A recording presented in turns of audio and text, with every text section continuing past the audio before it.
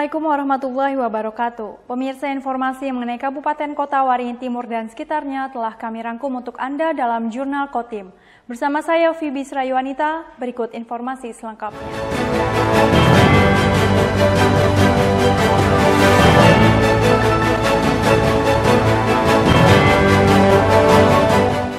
Kebakaran hutan atau lahan yang masih terjadi di wilayah selatan Kabupaten Kota Waringin Timur berdampak pada munculnya kabut asap menyelimuti Kota Sampit pada Kamis 12 Oktober pagi.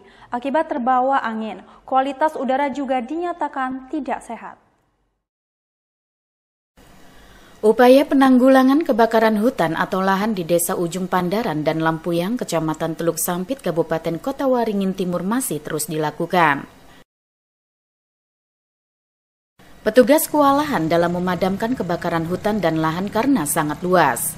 Di samping itu, angin juga bertiup kencang di lokasi kebakaran yang tidak jauh dari pantai Ujung Pandaran. Banyaknya asap yang dihasilkan dari kebakaran hutan atau lahan tersebut tertiup angin menuju arah Kota Sampit. Akibatnya, Kamis pagi Kota Sampit yang berjarak sekitar 90 km dari lokasi kebakaran hutan dan lahan diselimuti kabut asap tipis. Kabut asap kiriman tersebut turut membuat kualitas udara di Kota Sampit berdasarkan Indeks Standar Pencemaran Udara atau ISPU dinyatakan dalam kategori tidak sehat, dengan angka ISPU berada di atas 100 untuk partikel 2,5 mikrometer. Saat ini kondisi karhutla memang di wilayah kota, dan juga kecamatan Ketapang Bawang, dan seberang dalam kondisi terkendali. Dalam arti asap timbulan akibat kebakaran sudah terhenti karena ada beberapa hari hujan.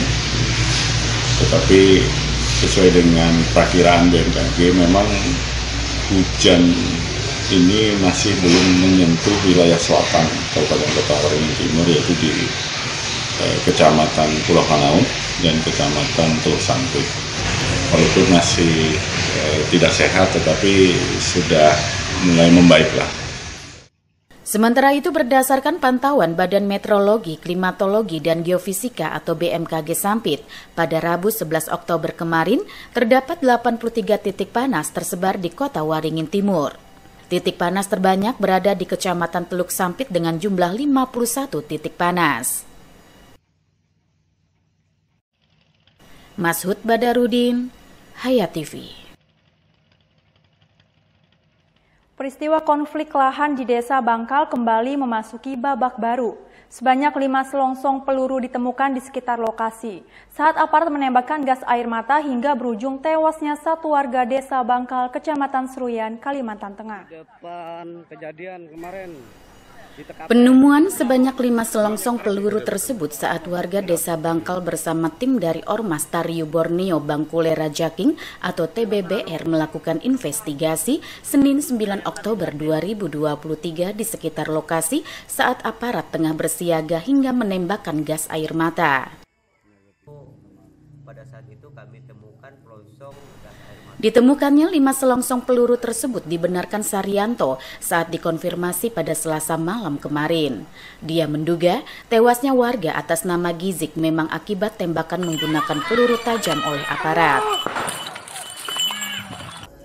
Saryanto menegaskan, usai peristiwa penembakan tersebut, pihak keluarga korban telah memberikan surat kuasa kepada Ormas TBBR atau Pasukan Merah untuk menangani kasus ini agar tuntas, dengan membentuk tim investigasi. Tidak hanya 5 selongsong peluru, juga ditemukan beberapa bekas botol minuman keras. Saat kejadian ini, pihak masyarakat yang khususnya korban yang meninggal dunia ini sudah memberi kuasa kepada Ormas TBBR untuk menangani kasus ini setuntas-tuntasnya. Nah, makanya dibentuk tim untuk melakukan investigasi di lapangan untuk mencari bukti-bukti kejadian kemarin. Pada saat itu kami bersama-sama anggota TBBR dan masyarakat untuk melakukan investigasi. Nah, kami menemukan sebagian ada pelongsong-pelongsong sesuai dengan foto atau video yang ada. Itu pun yang kami dapatkan di TKP bertaburan. Nah, ada juga itu pada saat itu kami temukan pelongsong gas air mata itu, habis itu minuman keras itu ada beberapa jenis.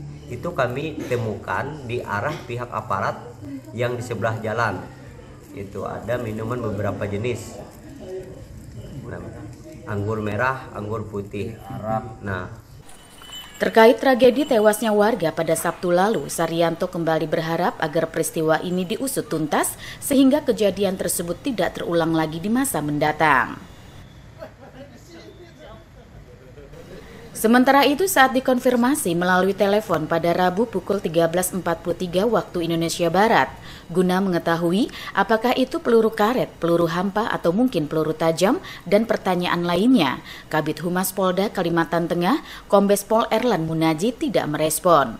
Saat kembali dikonfirmasi melalui WA hingga pukul 14.50 waktu Indonesia Barat, perwira dengan 3 bunga melati emas ini juga belum memberikan jawaban. Nurmansa, Hayat TV.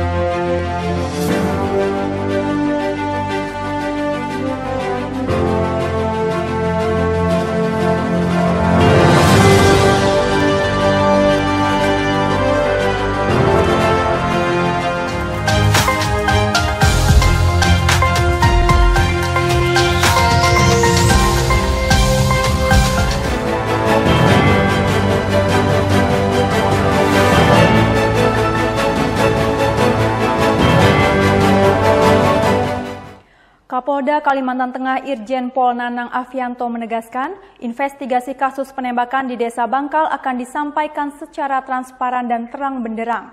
Tim dari Mabes Polri ungkapnya saat ini masih bekerja di lapangan. Rabu 11 Oktober 2023. Tim Mabes Polri dari Bareskrim dan Puslapfor akhirnya diturunkan untuk menyelidiki peristiwa bentrokan antara warga Desa Bangkal, Kecamatan Seruyan Raya, Kabupaten Seruyan dengan aparat kepolisian dari Polda Kalimantan Tengah. Dalam peristiwa ini, seorang warga bernama Gizik, 35 tahun, tewas yang diduga akibat terkena tembakan peluru tajam aparat. Sementara seorang warga lainnya bernama Taufik Rahman mengalami luka tembak di bagian pinggang.